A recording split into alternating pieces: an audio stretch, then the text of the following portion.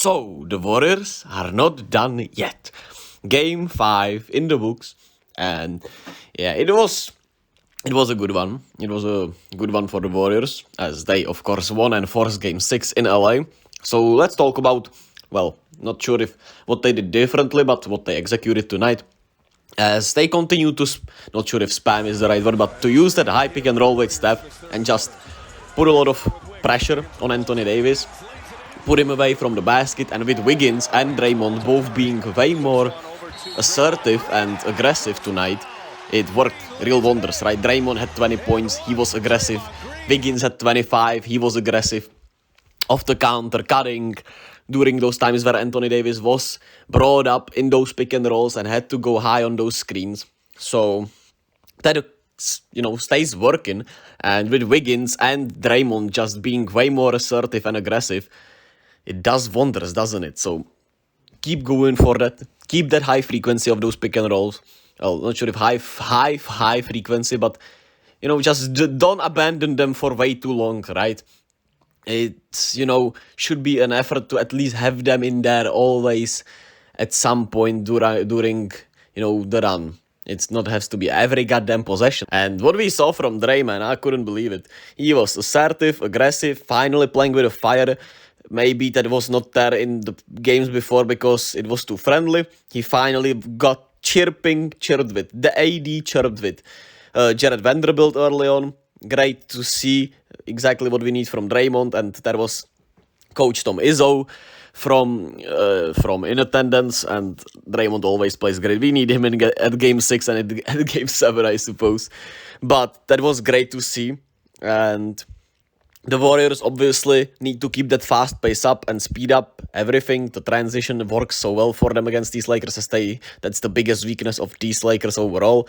And we'll see if the Lakers obviously play with way more intensity at home, which they should, because tonight you could see it from them that they weren't playing. You could see that they were playing like a team that has a game at home coming up, right? They have the Game 6 at home where they should close it out. So you could see it on the effort. The rebounding wasn't there. They got out-rebounded by 10 rebounds tonight, and the Warriors were way more aggressive on those off boards, and they just didn't bring the effort.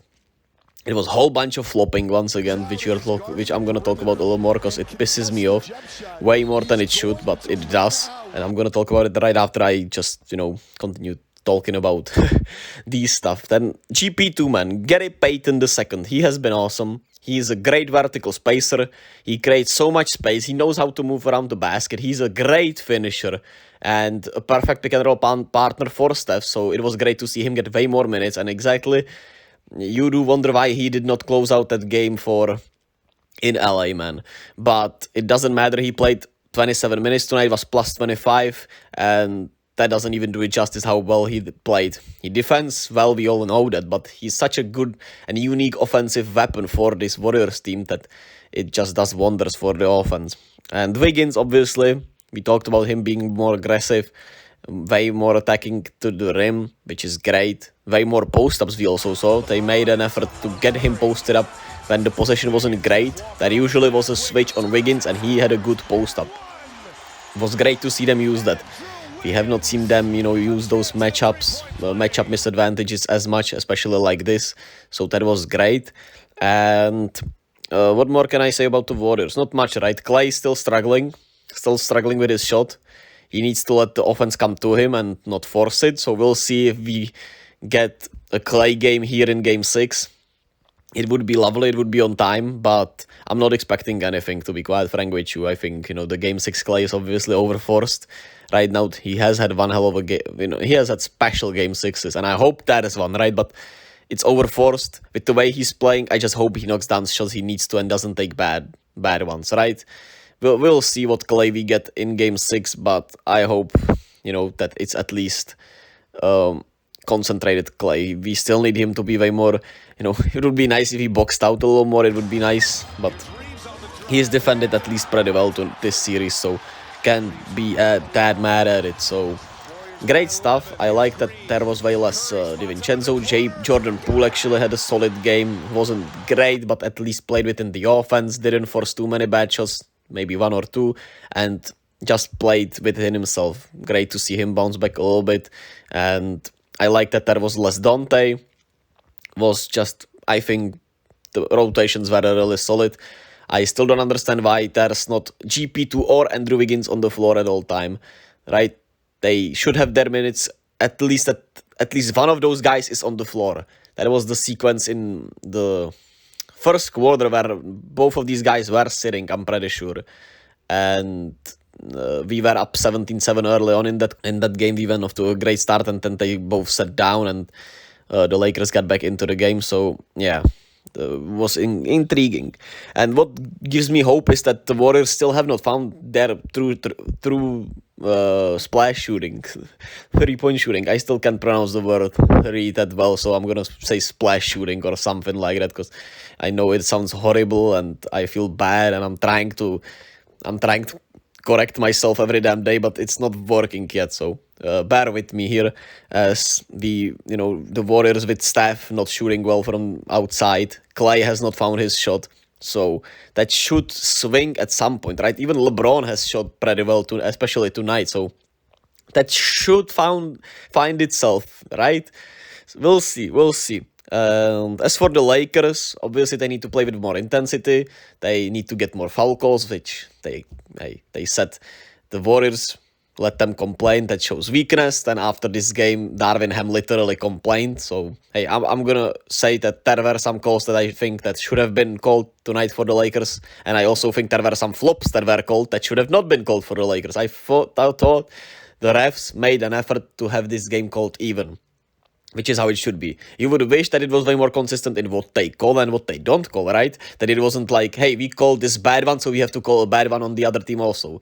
You wish it was like, hey, this was a foul, done, right? So, hey, I have not complained about the refs in Game 4, in Game 1. I literally have not complained about these refs. I thought they were pretty alright, and here, the Lakers are just hypocrites, and it pisses me off, really. Dennis Schroeder talking about they need to literally flop because we set illegal screens. Well, literally every team does. It's a whole lot of hypocrisy. Then an anonymous player literally says that let them whine because it shows weakness. That like, all right, sure. Steve Kerr literally almost never calls out referees.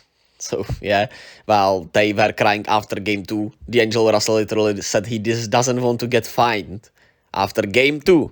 Yeah, the hypocrisy is insane to me, and it's a shame that that's the biggest talk after every game. Even when the Warriors win, lose, it's always about free throws this series. Literally nothing else has been the controversy about this series other than the free throws and the complaining. So that sucks a lot. And here I complained about that, right? Everything's a little hypocritical in a way, right? But I think I needed to, at least I just needed to talk about it for my own sake. As for AD, he got hit in the face, probably in the temple. So they say he has no concussion, and he should be. We'll see. I think he'll be good to go for Game 6. They are talking about that he's feeling great. So we'll see how AD looks. It was an unfortunate accident. If you think Kevin Looney did that on purpose, then I don't know what to tell you. You can think that, hey, I can't make up your mind, but that's not the Looney I know, man. The guy literally got his chest pushed away by Kawhi in 2019, and hey, you could never see him complain. So we'll see. We'll see what game 6 brings us. We'll see if Anthony Davis plays, which he should. We'll see if the referees do call it differently again, how that looks. It's a shame if we have to talk about it, but we do. We'll see if the Warriors are able to continue to push the pace, if we get the same aggressive Draymond that we got tonight, because we got him in Game 5 against the Kings, right? And then he was nowhere to be found again after that, as far as the offensive end goes. Andrew Wiggins, of course, the same goes for that. As for the Lakers, the shooting, I think, is boding pretty well. The question for me is if they can limit those turnovers and those bad positions where they allow us to get. I think they have settled for way too many bad shots that have fallen in a little bit, right? It's not luck, it's good shot making, but I think the shots that they have made, and the players that made them have not been as, reliable as you would like them to be in a way. And hey, it has worked good for them so far, but maybe it can bite them in the butt in the end. We'll see. So that was my whole long monologue for game 5 and 6. We'll see what happens. Warriors in 7, baby.